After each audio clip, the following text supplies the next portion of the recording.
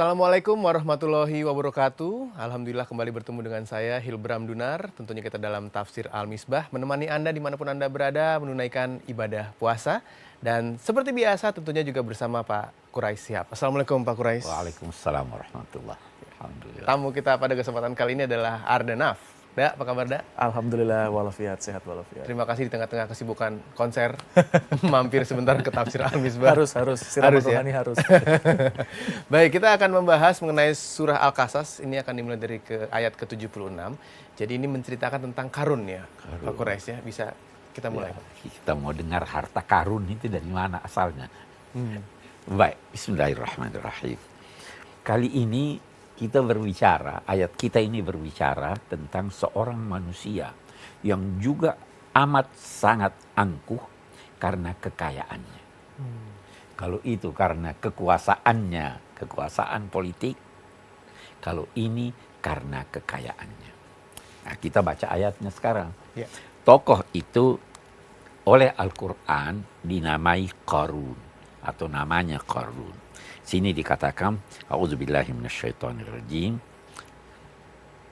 Inna Qaruna kana min qaumi Musa fabagha alaihim.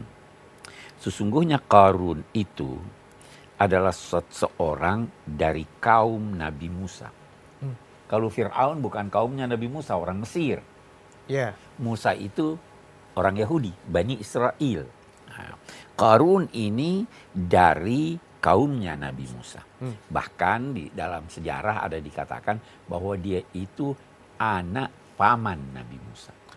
Kita harus menggarisbawahi bahwa keturunan seseorang itu tidak otomatis menjadikan dia baik. Walaupun mestinya orang baik menurunkan yang baik. Walau tidak harus orang jahat harus anaknya juga jahat ya, tapi tidak ada kaitannya gitu ya. Walaupun juga kita harus akui bahwa gen mempunyai pengaruh, ya kan? Pengaruh pada fisik, pengaruh pada jiwa.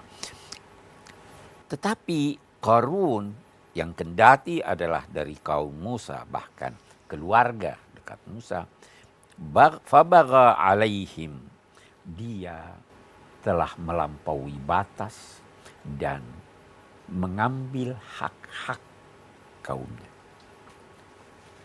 Kenapa? Kami telah menganugerahkan kepadanya harta yang banyak, sedemikian banyaknya, sampai kunci-kunci perbendaharaannya baru bisa diangkat oleh banyak orang sambil miring. Apa artinya itu? Kuncinya? Kuncinya saja, ya kita... Belum hartanya ya Pak? Betapapun maksudnya ini hartanya tidak terlukiskan. Kaumnya berkata kepadanya. Tentu sebagian dari mereka, bukan semuanya. La tafrah, innallaha la yuhibbul farihin. Jangan bergembira melampaui batas.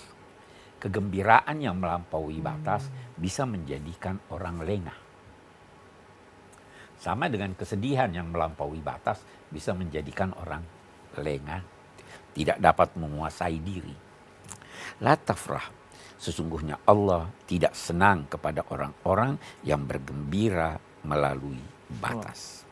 Wabtaghi fima atakallahu daral akhirah wala tansa nasibaka minad dunya. Dan bersungguh-sungguhlah menjadikan apa yang dianugerahkan Allah kepadamu itu untuk mencapai kebahagiaan di akhirat.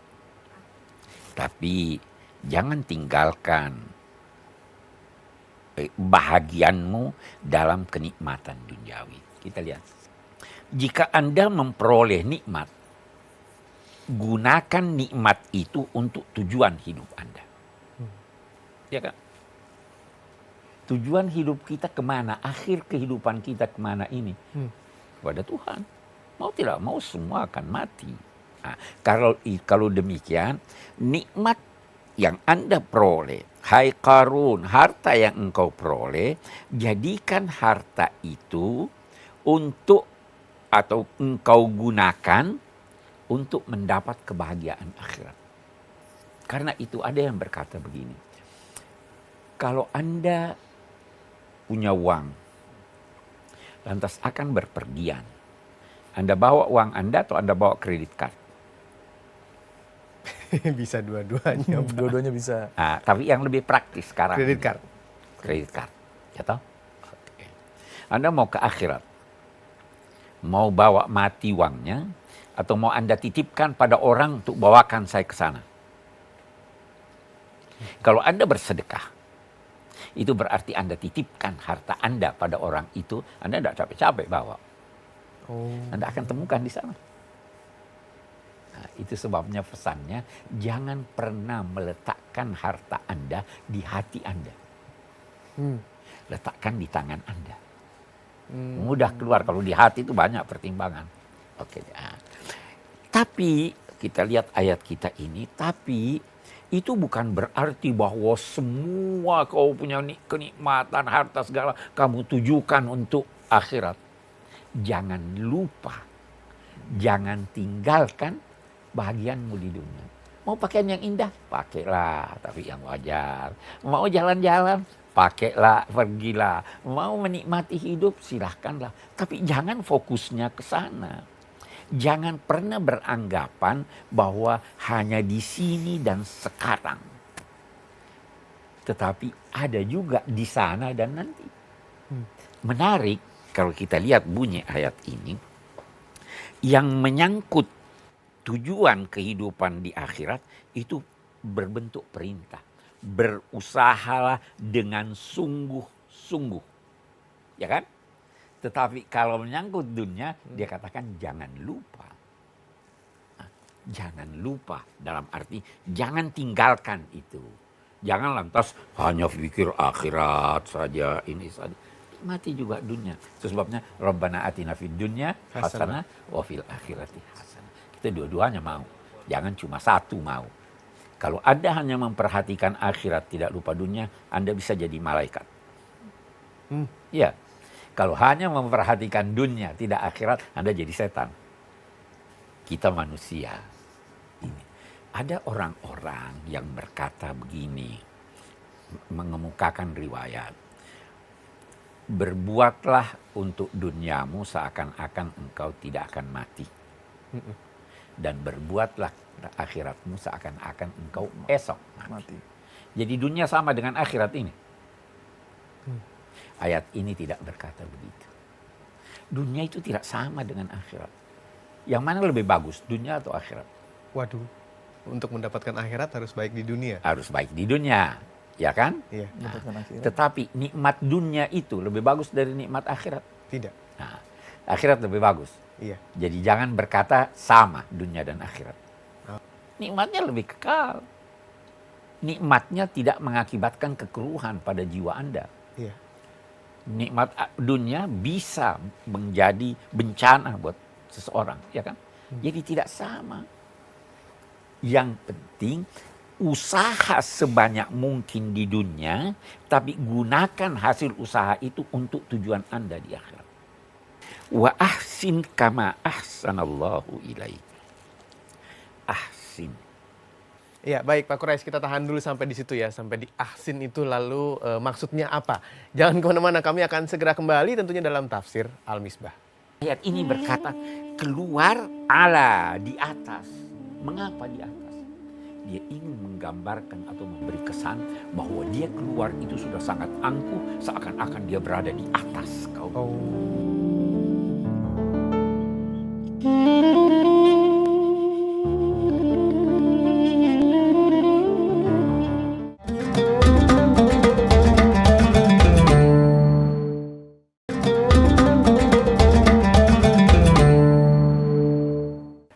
Terus menemani kehusyukan Anda berpuasa dalam tafsir Al-Misbah. Tadi di segmen sebelumnya Pak Quraisy menjelaskan kalau kita mendapatkan rezeki, misalnya uang, ibaratnya itu jangan disimpan di tangan. Jangan disimpan di hati, tapi simpan di tangan. Supaya kita mudah memberi, supaya mudah bersedekah. Karena kalau rezeki disimpan di hati terlalu banyak pertimbangannya.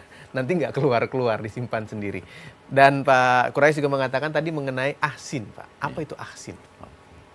Ahsin, perintah untuk melakukan ihsan. Nah, ihsan itu salah satu maknanya adalah memberi lebih banyak dari apa yang yang wajar Anda beri.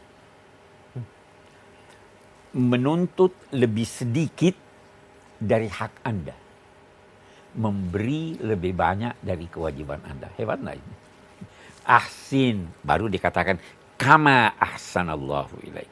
Banyak orang yang menerjemahkan arti kama sebagaimana Allah berbuat baik kepadamu. Nah, persoalannya, bisakah kita berbuat baik kepada orang seperti Allah berbuat baik kepada kita?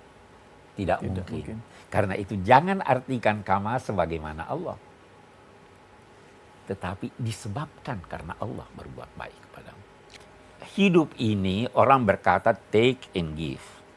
Sebanyak yang Anda terima, sebanyak itu pula yang Anda mesti beri. Ya. Bulan itu memancarkan cahaya sebagaimana posisinya menerima cahaya matahari. Ya. Adil itu ya. Ya. Tapi kalau dengan Tuhan tidak. Sedikit yang kita beri langsung cukup. Lebih dari kebutuhan Anda dia beri. Ya enggak? Nah, jadi karena Tuhan berbuat baiklah padamu. Dan jangan melakukan pengerusakan di bumi ini.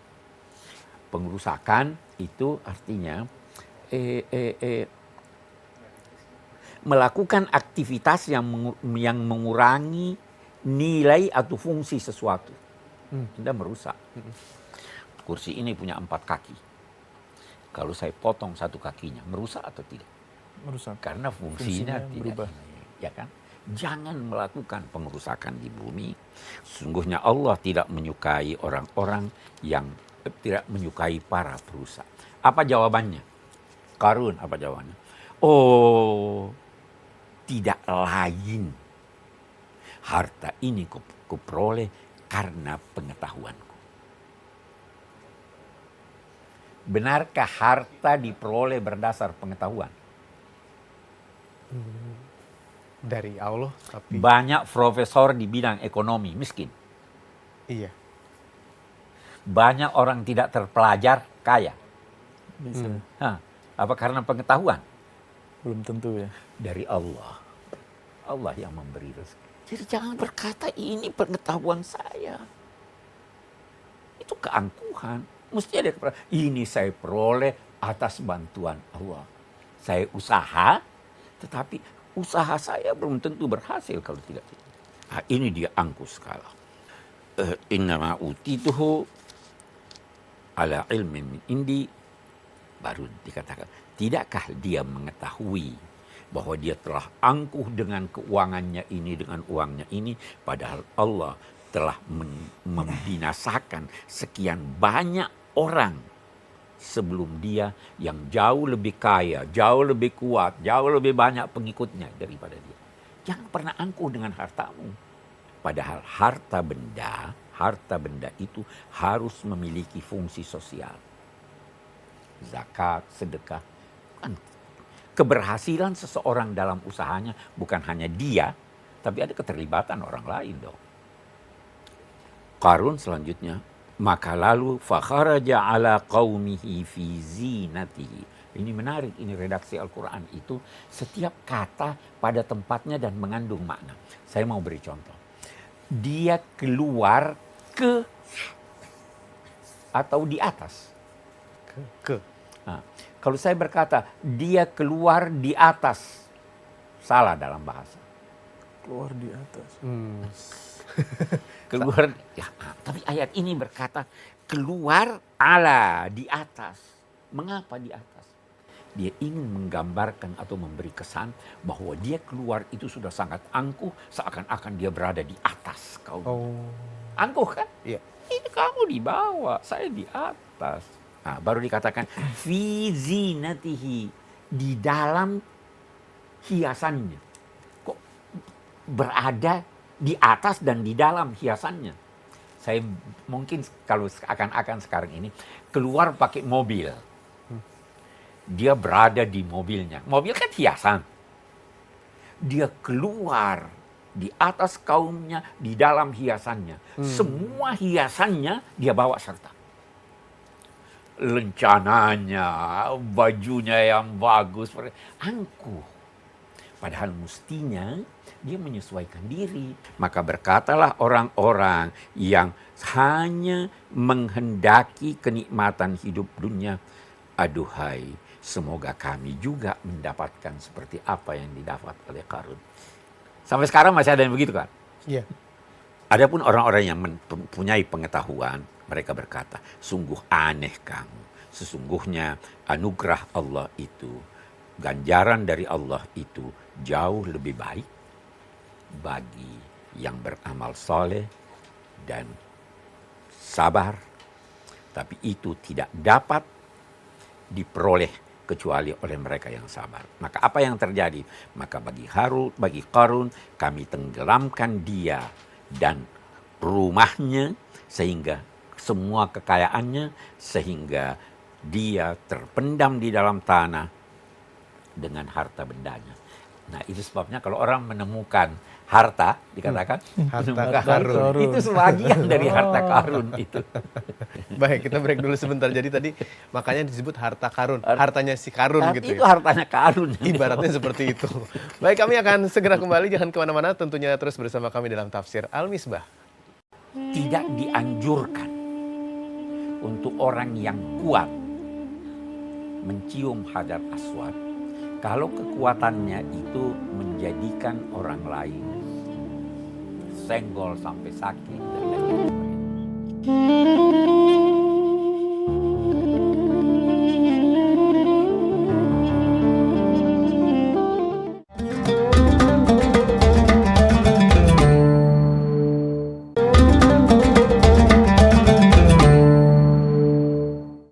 Kembali kita lanjutkan lagi Tafsir Al-Misbah. Saya Hilbram, Pak Quraish dan juga Arda di sini. Nanti Arda punya kesempatan bertanya di segmen ini ya. Dan juga ada di antara Anda yang bisa bertanya kepada Pak Quraish juga.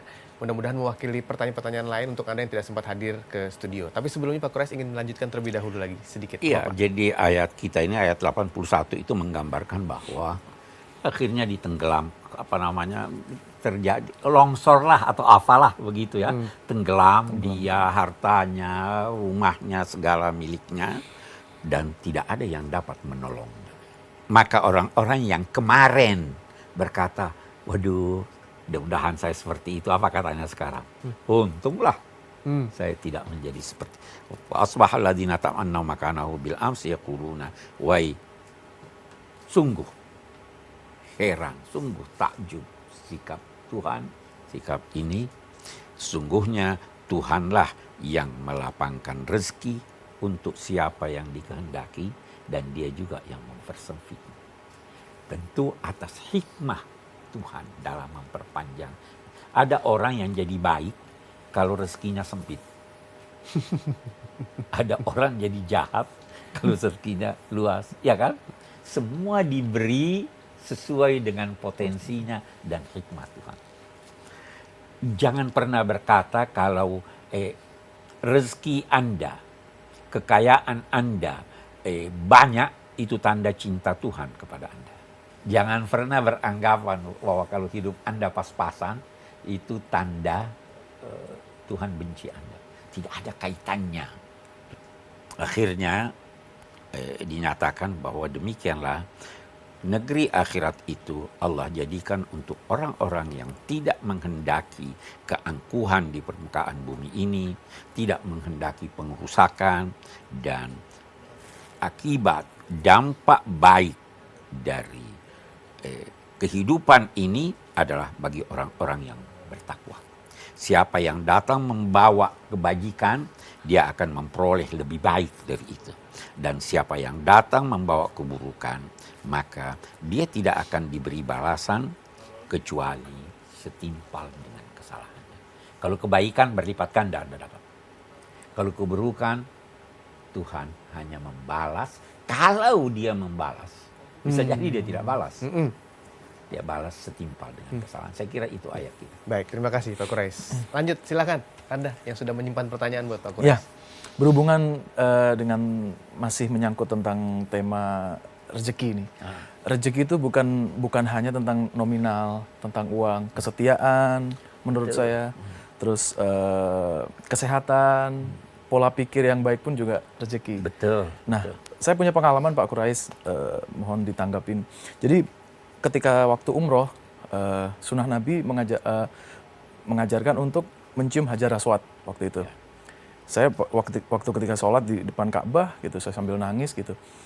Saya pengen mencium dalam hati, tapi saya melihat orang-orang di situ desak-desakan, sikut-sikutan segala macam. Saya mikir dalam hati, wah bener nih kalau memang bener berpahala, itulah bener pahala saya. Tapi ketika saya nyikut orang, saya juga dosa itu. Betul. Terus tiba-tiba pengalaman saya, ada orang di sebelah saya, dia bilang, Mas mau mencium hajar aswad nggak? Gitu. Dia dari Malaysia. Saya bilang, enggak Mas gitu. Enggak, karena orangnya tinggi-tinggi semua, ada yang pendek, desak-desakan, saya pasti nginjek orang dan segala macam, saya takut dosa malah gitu. Tapi tiba-tiba justru saya diangkat sama itu orang, diangkat bener, terus dibawa ke depan, orang itu nggak ada, langsung pas desek-desekan, saya di depan persis hajar aswad, wah ini rezeki nih buat saya nih, saya cium akhirnya. Gitu. Itu pengalaman saya, justru mungkin kerangka berpikir saya adalah sesuatu yang ngoyo itu justru mungkin tidak mendatangkan rezeki, tapi justru yang justru yang ya udah gitu, memang kalau belum apa segala macam, justru Allah menguji saya. Itu pendapat Bapak gimana? Saya kira ada benarnya. Yang pertama, tidak dianjurkan untuk orang yang kuat mencium hajar aswad kalau kekuatannya itu menjadikan orang lain senggol sampai sakit dan lain-lain sebagainya. Itu Nabi melarang Sayyidina Umar, kamu jangan pergi cium hajar aswad. Kenapa? Ya kamu senggol kiri, senggol kanan, ini. Anda dapat ganjaran 100, tetapi Anda dapat dosa 150. Ya kan, itu logikanya, itu satu. Yang kedua, benar, rezeki itu bukan hanya uang.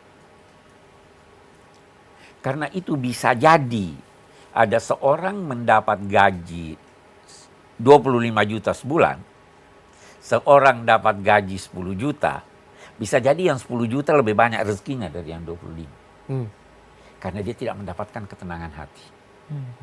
Anaknya sakit langsung dibawa ke luar negeri. Keluar duitnya. Jadi ketenangan batin itu rezeki yang luar biasa. Rezeki itu adalah segala sesuatu yang dapat Anda manfaatkan. Dan Tuhan mempermudah. Itu sebabnya kita dalam salat subuh antara lain dianjurkan berdoa, berkatilah apa yang Engkau anugerahkan kepada kami. Allahumma hadina fiman hadait, wa afina fiman afait, wa tawallana fiman tawallait, wa barik lana fima atait. Berkati. Kalau dia berkati, sedikit itu jadi banyak. Itu sebabnya dikatakan makanan buat 2 orang, kalau diberkati bisa cukup buat 3 orang. Iya kan? Kalau tidak diberkati, Anda makan banyak, tidak kenyang-kenyang. Cukup. Saya kira itu Kira-kira itu jawabannya, Dak, ya. Dan sekarang saya akan kasih kesempatan untuk pemirsa yang ingin bertanya kepada Pak Quraish Shihab. Seperti apa? Kita lihat sama-sama. Assalamualaikum warahmatullahi wabarakatuh. Perkenalkan, nama saya Nancy Safita Nirmala Dewi dari Universitas Negeri Jakarta. Pak, saya mau nanya, mengapa karun ini dipilih untuk diceritakan di dalam Al-Quran? Terima kasih. Karun itu di dalam masyarakat di Timur Tengah dikenal luas. Di Perjanjian Lama ada cerita tentang karun, walaupun namanya bukan karun. Tetapi betapapun, ini yang diangkat untuk memberi contoh betapa kekayaan tidak bisa membantu seseorang kalau yang bersangkutan tidak memfungsikannya dengan fungsi yang benar. Kita biasa melarang anak atau menasehati anak untuk jangan durhaka pada orang tua. Bisa banyak cerita. Tapi yang paling masyhur cerita apa itu? Kalau masa saya dulu kecil. Malin Kundang. Iya kan? Iya. Kenapa itu yang diangkat? Populer. Karena dia populer dan contohnya konkret. Di Mesir terjadinya sekitar 60 km dari Kairo. Tempat namanya Buhairat Qarun. Ini danaunya Qarun. Dianggap disitulah terjadi peristiwa itu. Iya. Oke. Terima kasih Pak Quraisy. Kita break dulu sebentar, tapi masih ada waktu untuk bertanya juga Daya. Boleh. Dan kemana-mana kami akan segera kembali hanya dalam Tafsir Al-Misbah. Kita lawan dari merusak itu memperbaiki. Memperbaiki. Nah, memperbaiki itu ada dua macam. Memelihara agar terus baik atau melakukan sesuatu yang menambah nilai kebaikannya.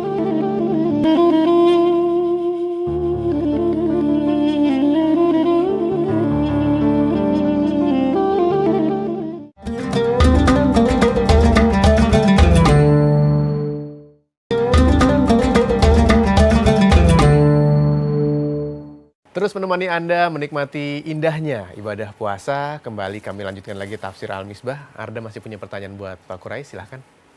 Ini tentang kerangka berpikir. Jadi ya, kita melakukan sesuatu itu Pak, karena Allah pasti sebabnya. Tapi landasannya cinta atau takut Pak. Tapi menurut saya kalau takut, itu akan mencederai ketulusan gitu. Misalkan saya melakukan ibadah, saya melakukan kayak tadi nemu uang di jalan gitu. Wah, takut gitu. Tapi kalau jadi mencederai ketulusan saya untuk beribadah gitu. Itu menurut Bapak gimana?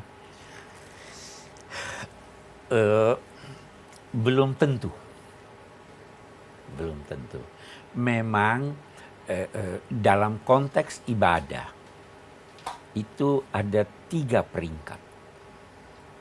Peringkat yang terendah karena takut. Tapi Allah mentoleransi. Itu sebabnya di dalam Al-Quran ada ancaman.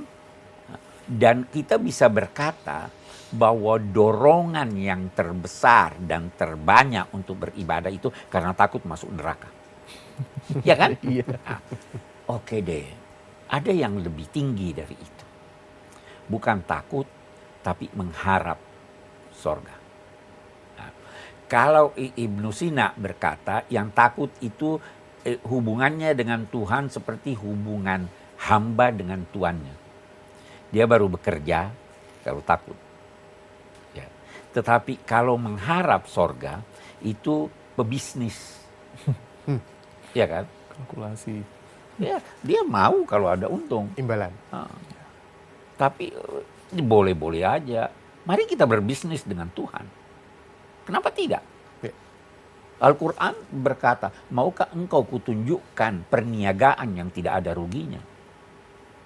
Al-Quran menyatakan, siapa yang mau menghutangi Tuhan dengan hutangnya? Man dzalladzi yuqridullaha qardan hasanan. Qard itu kredit. Siapa mau kasih Tuhan kredit? Tanda kutip.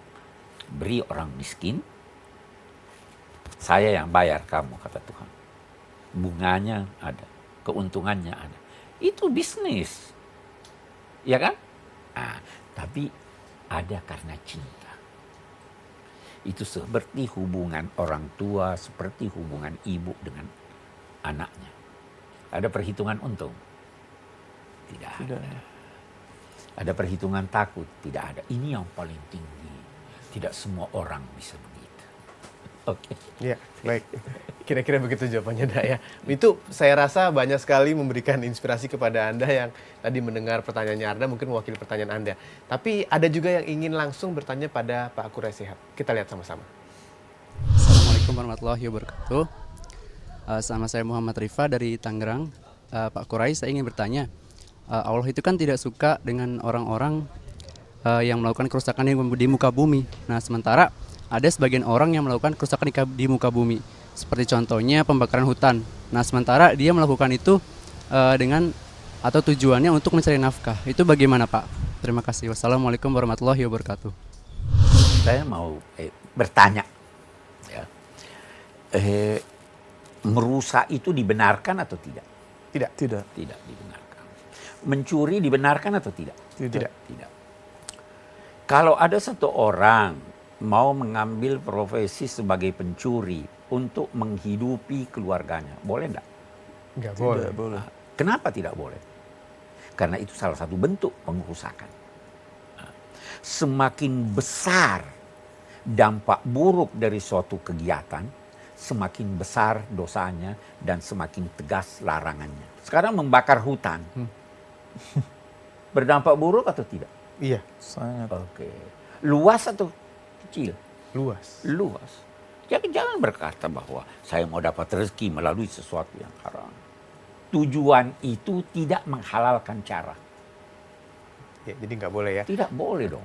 Ya, sekarang saya masuk ke daerah yang lebih abu-abu nih Pak Quraisy. Ah, Soal pembakaran hutan tadi atau soal merusak. Karena kan merusak bisa diartikan macam-macam. macam-macam betul. Misalnya nih, yang paling gampang adalah orang merusak hutan, membuka lahan lah sepertinya, lalu untuk dijadikan kebun sawit misalnya. Nah, Di mana kebun sawit itu memberikan nafkah kepada banyak orang, termasuk Bagus. orang sekitar memberikan pekerjaan. Tapi hutannya rusak, Pak. Maksudnya tidak alami lagi. Itu melihatnya bagaimana? begini, ada dua macam perbaikan. Kita lawan dari merusak itu memperbaiki. Nah, memperbaiki itu ada dua macam. Memelihara agar terus baik atau menambah nilai, melakukan sesuatu yang menambah nilai kebaikannya. Oke. Ya, Pak. Ya. Tanah, saya biarkan begitu saja. Saya tidak merusak, ya. Saya pelihara tanahnya. Tapi kalau saya bajak, saya ini supaya tumbuh tumbuhan, itu lebih baik atau tidak? Lebih baik. Itu. Kalau memang dia ada hutan, ya toh, tidak merusak fungsi utamanya, tapi saya gali, saya tambah ini, saya memberi nilai tambah, itu boleh saja. Tapi lihat, jangan sampai nilai tambah yang Anda harapkan itu justru mengakibatkan kerusakan yang lebih besar. Malaikat berkata kepada Tuhan, apa kamu akan menciptakan manusia yang melakukan pertumpahan darah dan merusak di bumi? Allah tidak berkata, iya. Jadi memang mengisyaratkan bisa jadi ada pengerusakan. Tetapi pengerusakan itulah yang bermacam-macam.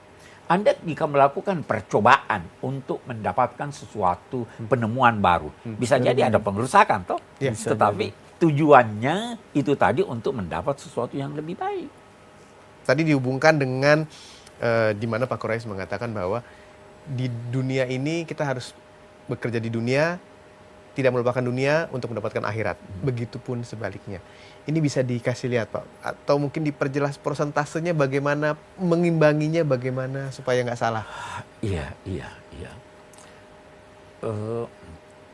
Saya sebenarnya tidak terlalu cenderung untuk mempertentangkan dunia dan akhirat. Saya melihat itu satu kesatuan. Orang yang membedakan dunia dan akhirat, dia akan pilih. Iya. Ya kan? Iya. Mari kita lihat dia sebagai satu kesatuan. Lakukan apa saja di dunia. Salatku, puasaku, ibadahku, semua kegiatanku untuk Allah. Jadi tidak ini. Anda jangan berkata dunia itu buruk. Kecuali kalau Anda berkata saya lebih pilih dunia dari akhirat. Ketika itu Anda, ya kan? Jadi lihatlah dia sebagai satu kesatuan. Iya, baik. Jelas sekali. Terima kasih Pak Quraisy. Masih ada satu segmen lagi, kita bersama-sama, jangan kemana-mana. Kami akan segera kembali tentunya dalam Tafsir Al-Misbah. Ada orang kehausan diberi walaupun dia kafir. Itu sebabnya di dalam Al-Quran ada orang yang menduga begitu. Ada ayat turun. La yanhakumullah 'anil ladzina lam yuqatilukum.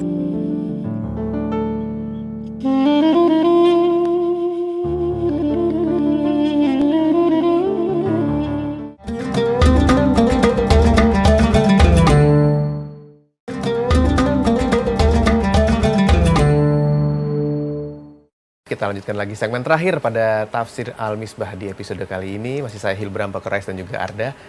Saya pernah mendengar nih, Pak Quraisy, ada sebuah kalimat yang mengatakan Allah melarang Nabi Muhammad SAW untuk menolong orang-orang kafir. Ya. Saya ingin tanyakan ke Pak Quraisy, apakah betul begitu Pak? Kita nggak boleh menolong orang kafir. Sebenarnya bagaimana? Menolong yang bisa jadi, itu ada istilah Al-Quran zahiran. itu mungkin orang terjemahkan menolong. Zahir itu bisa berarti mendukung, melindungi. Nah, menolong beda dengan melindungi. Kafir itu punya makna banyak. Kafir itu yang menutupi kebenaran. Itu prinsipnya. Ya. Anda mau melindungi orang yang menutupi kebenaran? Tidak. Tidak. Tetapi kalau yang dimaksud menolong, musuh Anda pun Anda boleh tolong. Walaupun dia. Walaupun dia musuh. Dalam perang, kita lihat. Oh. Kita ambillah contoh. Dalam peperangan, ada musuh yang tergeletak hampir mati. Boleh ditolong nggak? Boleh. Boleh ditolong. Agama juga begitu. Dalam perang salib itu dulu, ini pemimpinnya sakit, dikirimi dokter oleh Salahuddin Al-Ayyubi untuk dia. Iya. Ada orang kehausan, diberi walaupun dia kafir. Nah, itu sebabnya di dalam Al-Quran ada orang yang menduga begitu. Ada ayat turun. La yanhakumullah 'anil ladzina lam yuqatilukum fid din aw yukhrijukum diyarikum an tabarruhum tuqsitu ilaihi. Allah tidak melarang kamu untuk berbuat baik dan memberi sebahagian hartamu kepada orang-orang yang tidak memerangi kamu atau mengusir kamu dari tumpah darah kamu. Siapapun. Jadi kalau Anda punya tetangga non-muslim, boleh Anda tolong atau tidak? Boleh. Harus, bukan hanya boleh. Harus Anda tolong. Mau bertukar hadiah, boleh nggak? Boleh. Boleh. Kenapa tidak? Ini ayat jelas berkata boleh memberi sebagian hartamu buat mereka. Itu sebabnya sebagian ulama berkata orang miskin dari kelompok non-muslim pun boleh diberi zakat. Nah, ada ulama berkata begitu. Kita ini kemanusiaan itu satu kesatuan. Kita tidak benci orang yang berlaku jahat. Yang kita benci itu kejahatannya. Ya kan? Iya. Berarti memahami kalimat tuh benar-benar dengan pandangan yang luas ya. Karena bisa Berarti macam-macam. iya. Bisa berarti macam-macam gitu. Ya, baik. Terima kasih Pak Quraisy. Karena kita waktu juga sudah semakin dekat dengan ujung program kita, boleh kita masuk pada kesimpulan, Pak? Kita masuk dalam kesimpulan. Di sini ada kesimpulan. Baik, saya kira beberapa kesimpulan kita bisa ambil. Yang pertama, berbangga dengan sesuatu yang hak dapat dibenarkan. Anda bangga saya punya ini. Selama tidak melampaui batas dan selama dibarengi dengan perasaan rendah hati dan bersyukur kepada Allah Subhanahu wa taala. Anda sukses dalam ini, Anda boleh bangga dong. Tapi jangan melampaui batas dan jangan lupa bersyukur pada Allah. Itu satu. Anda punya pakaian yang indah, Anda boleh bangga dengan pakaian itu. Saya bangga sebagai bangsa Indonesia misalnya. Boleh. Tapi jangan lantas karena sebagai bangsa lantas tertindas orang. Allah Subhanahu wa taala tidak mengecam jika seseorang mengambil bagiannya dari kenikmatan duniawi selama bagian itu tidak atas risiko kehilangan bagian dari kenikmatan ukhrawi. Mau makan enak, silahkan. Mau mau kekasih yang cantik dan tampan, silahkan, ya kan? Tapi jangan itu menjadikan Anda dapat kerugian di akhirat. Hidup duniawi dan ukhrawi merupakan satu kesatuan. Jangan pisahkan dunia dengan akhirat. Dunia adalah tempat menanam dan akhirat adalah tempat menuai. Semua amal dapat menjadi amal dunia walau salat dan sedekah. Dia bisa jadi amal dunia kalau tidak dibarengi dengan keikhlasan. Amal dunia itu. Oh, dilihat orang nih sedekahnya. Itu bila tidak tulus. Tetapi dia menjadi amal dunia dan akhirat kalau tulus. Jadi dia satu kesatuan. Sangat penting mengarahkan pandangan ke akhirat sebagai tujuan dan kepada dunia sebagai sarana. Ini sarananya, itu tujuannya. Dalam pandangan Al-Quran, kehidupan dunia tidaklah seimbang dengan kehidupan akhirat. Di sana lebih nikmat, lebih kekal, tidak ada dampak negatif dari kenikmatan, kalau di dunia ada dampak negatif. Melimpahkan kekayaan bukan bukti cinta Allah kepada seseorang. Demikian juga sebaliknya. Allah menganugerahi masing-masing sesuai dengan kebijaksanaannya dan kemaslahatan. Anda mau kasih anak Anda 1 juta rupiah, Anda cinta itu justru Anda benci dia. Anda berikan dia sesuai kemaslahatan. Cukup deh untuk jajan sehari, enggak tahu berapa tuh. Mungkin ada orang dikasih cuma 50.000, ya. Kalau Anda kasih anak itu sehari 500.000, Malah kacau. cinta. Belum ada tanggung jawabnya. Itu kan, jadi itu ada. Mempunyai harta yang banyak tidak terlarang. Yang terlarang adalah memamerkannya dengan angkuh dan tidak mensyukurinya. Ya kan pamer itu. Keangkuhan mengantar kepada kedurhakaan dan pengrusakan. Bukankah iblis melakukan dosanya terhadap Allah akibat dorongan keangkuhannya kepada Allah? Selalu angkuh. Keangkuhan yang terlarang adalah sikap yang lahir dari motivasi kehendak angkuh pelaku. Karena itu, jika yang bersangkutan tidak menghendaki keangkuhan, maka dapat ditoleransi. Kalau Anda angkuh, tapi dalam perang, Anda menampakkan ini. Bukan motivasi angkuh, tapi motivasi menunjukkan saya ini. Kita kan jalannya militer itu kan jalannya demikian tegas. Iya. Itu boleh-boleh aja, karena bukan lahir dari keangkuhan. Iya. Saya kira itu beberapa kesimpulan di sini. Terima kasih Pak Quraish untuk episode kali ini. Arda, terima kasih Sama-sama. sudah hadir. Mungkin lain waktu kita bisa datang lagi sama teman-teman NAF. Dengan senang hati. Sukses juga buat NAF. Kita Amin. tunggu kreasi terbarunya. Dan terima kasih untuk Anda sudah menyaksikan program ini. Mudah-mudahan bermanfaat untuk Anda dan keluarga Anda, menambah indahnya bulan suci Ramadan. Saya Hilbram Dunar. Wassalamualaikum warahmatullahi wabarakatuh.